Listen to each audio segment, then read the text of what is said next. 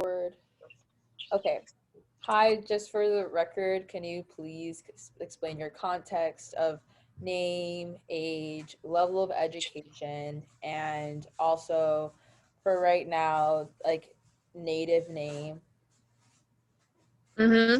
So my name is Ruoting Lu. I'm 21 right now and studying in a US college, now being a senior. And my native name is just like the reverse of my first name, and last name is Lu Ruoting. Yeah. Awesome. Thank you so much for meeting with me here today. Before we get started, we're just going to go over a few key things about like your background just so I can get to know you better and we can start to feel a little bit more comfortable with one another. Mm-hmm. Yep. And that at any point during our interview you feel as if though there's a barrier in conversation, please just let me know and I'll try to do my best to make sure that you feel um, heard and understood in this interview process. Mm-hmm. Sure. So the first thing you mentioned that you go to school here in the United States, was that the first time you've moved to the United States? Could you give me some context on when did you move here? How do you remember moving? What was like big things that were what did you have to like acclimate to? So the first time I moved to the US is a little before my freshman year, so like before the orientation.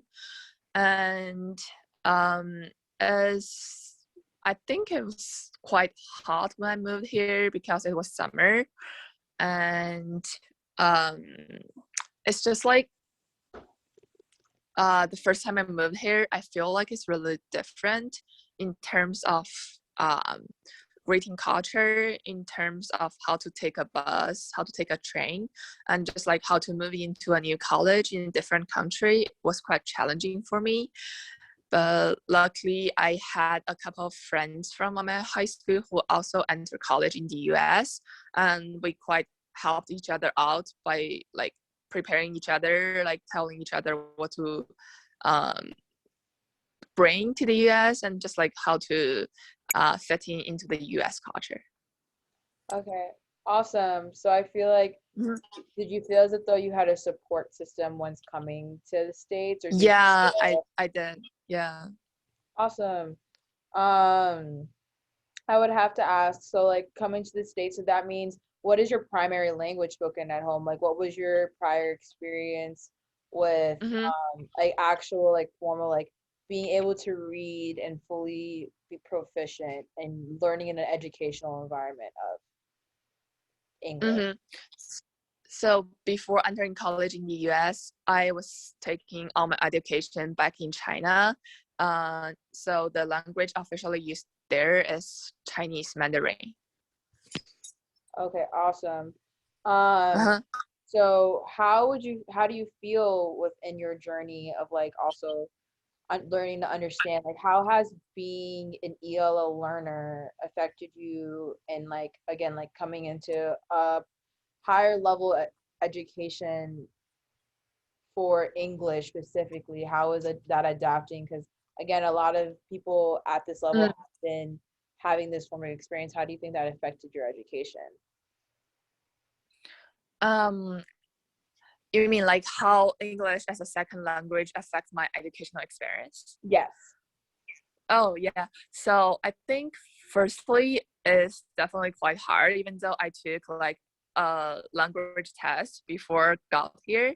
I still like not completely fitting into this environment because I did not speak English all the time back in my hometown. So now coming here, I have to adjust my like mindset and also like my speaking, just like thinking process and behaviors to fit into this different culture. And also like learning class because the language is different and different professors have different like speaking speeds, and they have different like not accent but like different, I think a little bit Intonation, different in the way their, they say things. yeah, the way they say things.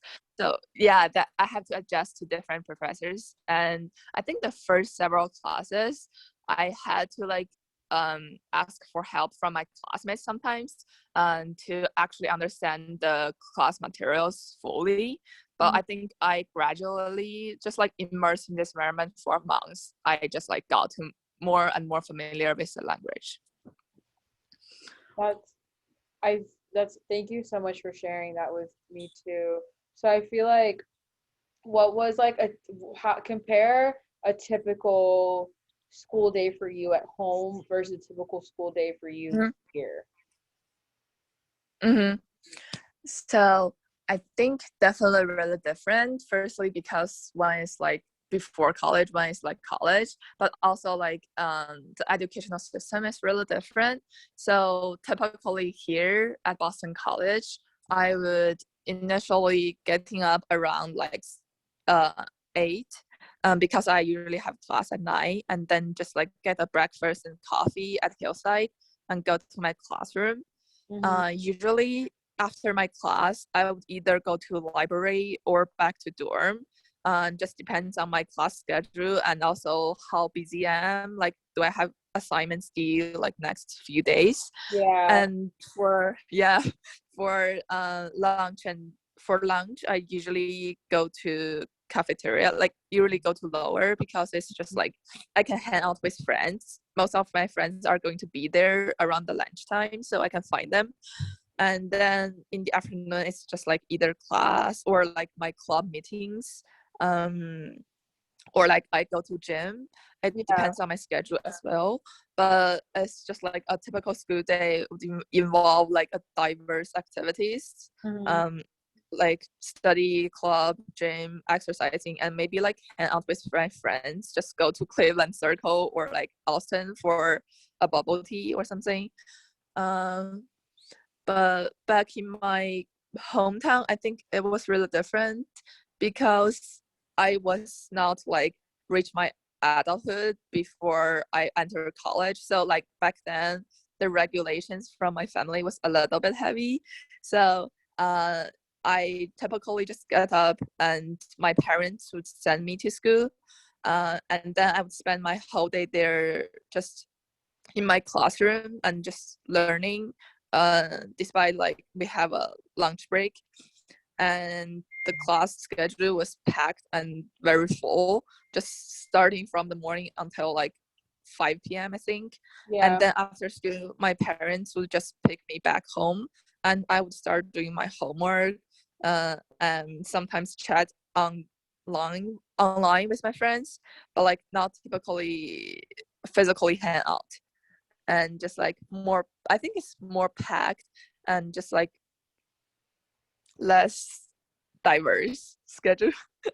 Yeah. Uh, Yeah.